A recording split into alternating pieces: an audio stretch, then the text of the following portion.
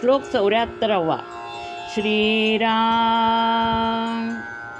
बहुतापरी संकटे साधनाची, व्रते दान उद्यापने ती धनाची. दिनाचा दयाळू मनी आठवावा, प्रभाते मनी राम चिंतित जावा. श्रीराम. नामस्मरण सातत्यानं करावं. ते करणं किती सोपं आहे हे सांगण्यासाठी समर्थांनी हा श्लोक लिहिलेला आहे. पूर्वीच्या काळापासून आपण वैदिक संस्कृतीचं पालन करतो. यामध्ये यज्ञ, दान आणि तप हे तिन्ही मिळून एक जीवनशैली बनवलेली होती. आता मात्र जीवनपद्धती लोप पावलेली आहे.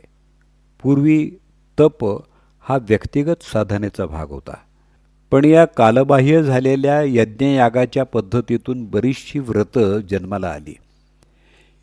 ही व्रतं करणारे जे साधक असतात त्यांचे 3 प्रकार आहेत: राजसिक, तामसिक आणि सात्विक. राजसिक तप करणारी माणसं देहबुद्धी जोपासना करणारी उपासना शोधून काढतात. तपोगुणी माणसं देहाला कष्ट देणाऱ्या उपासना करतात. व्रत आणि उपासना आपल्या मनानं केली तरी त्यातला धार्मिक हेतू साध्य होत नाही. व्रत उपासना आपल्या मनानं केली तरी त्यातला धार्मिक हेतू साध्य होत नाही.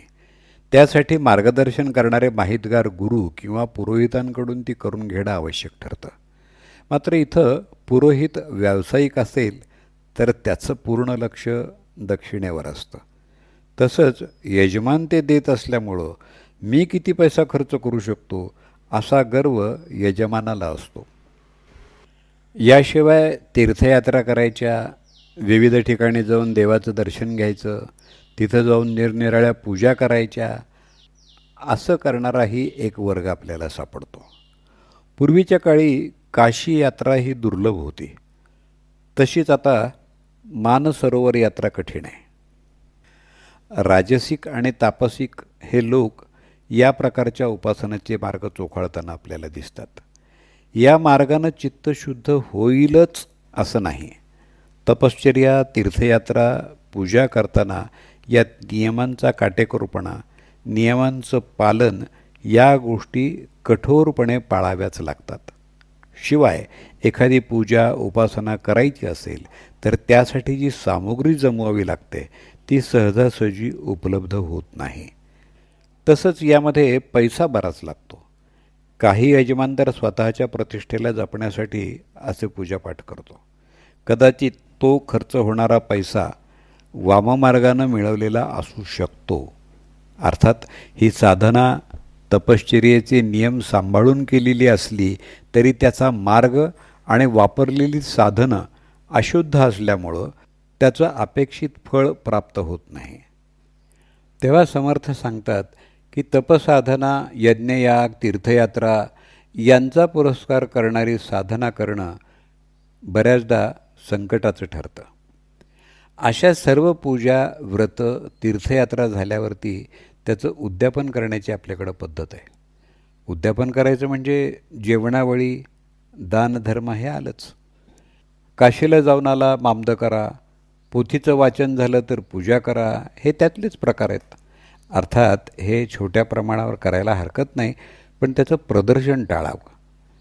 आता यज्ञयाग बंद पडले तरी नव्या कालानुरूप दानाचे बरेच प्रकार प्रचारात आलेले आहेत. समर्थांच्या काळात तर अशा यज्ञ, व्रत आणि उपासना या धार्मिक कल्पनांच्या भोवतीच समाज केंद्रित झालेला होता. साहजिकच याला भरपूर खर्च येत असे. सात्विक माणूस मात्र जपाचं साधन निवडतो. भगवंत हा दीनांविषयी दया बाळगणार आहे. दीन म्हणजे दुबळा किंवा असमर्थ, ज्याची शारीरिक ताकद पडतील ते कष्ट उपसण्याची नाही किंवा आवश्यक तो खर्च करण्याची सांपत्तिक स्थिती नाही, त्याला दीन म्हणतात. इच्छा आहे पण क्षमता नाही. अशा दीनदुबळ्या साधकांच्या पाठीशी परमेश्वर नेहमी उभा राहतो. तो दयाळू आहे. माणसाच्या ठायी असणाऱ्या उणीवांची त्याला जाणीव आहे आणि तो सर्व साधकांना सांभाळून घेतो. त्यांच्याकडं आपलेपणानं पाहतो. आपल्याला मात्र परमेश्वराचं दर्शन शुद्ध मनानं घेण्याकरता मन भगवंताच्या ठिकाणी अर्पण करावं लागतं. त्यासाठी त्याला आठवण्यासारखा, त्याचं चिंतन करण्यासारखा दुसरा मार्ग नाही. त्यासाठी समर्थ सांगतात, माणसानं इतर अवघड साधनांच्या मागं न लागता मनानं आणि भावपूर्ण अंतःकरणानं नामस्मरण करावं. नाम साधन हे उपाधिरहित आहे असं गोंदवलेकर महाराज सांगतात. यासाठी काहीही त्रास किंवा संकट नाहीत, काहीही द्रव्य खर्च होत नाही. जपाची माळ विकत घेणं शक्य असेल तर ठीकच, अन्यथा श्वासावर बोटावर नामसाधना करता येते.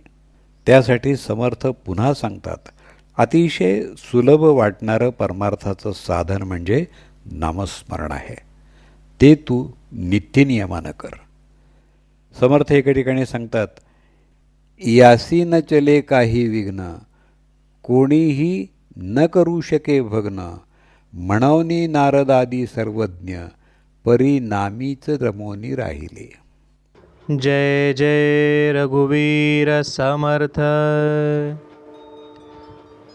बहुतापरी संकटे साधनांची, व्रते दान उद्यापने ती धनाची.